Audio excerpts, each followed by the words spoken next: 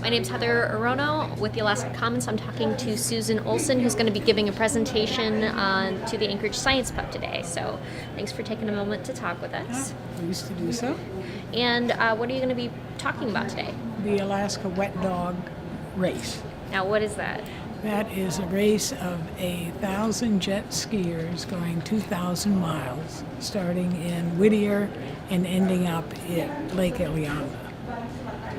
It's scheduled to begin next May 1st of 2014.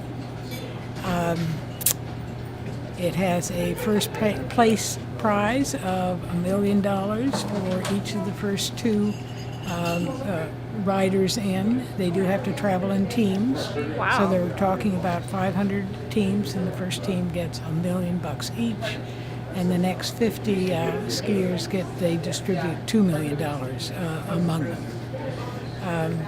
It's being billed as the hardest, roughest, toughest jet ski race in the world, and I think it probably would be if it does in fact come on. It's a major undertaking. It has been permitted by the Division of Mining, Land and Waters of DNR. There are a number of people who commented, including the organization I represent, who oppose this race. And what is the organization? The Alaska Quiet Rights Coalition. Okay. So a number of individuals and organizations who wrote in during the public process and opposed it, and then subsequently have appealed the decision of that division to the commissioner. And are you going to be giving a presentation on kind of the reasons that you're in opposition to it?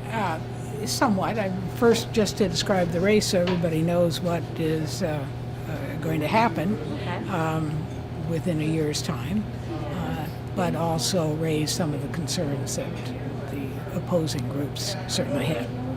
Wonderful. And if people are interested in finding out more information about this issue, do you have anywhere you'd recommend they look online? Well, they ought to look at the Wet Dog website. Okay. I assume they could call Division of Mining, Land and Water, though the permitting process is over, unless the commissioner does in fact make some changes to the permit, which we don't know what he'll do at this point. And I certainly would be happy to be contacted if people have questions that I could answer. How would you prefer they get in contact with you? Poof, that's a good question. I guess go to the website of the Alaska Quiet Rights, which is www.alaskaquietrights.org, and on the Contact Us, raise that question, those questions.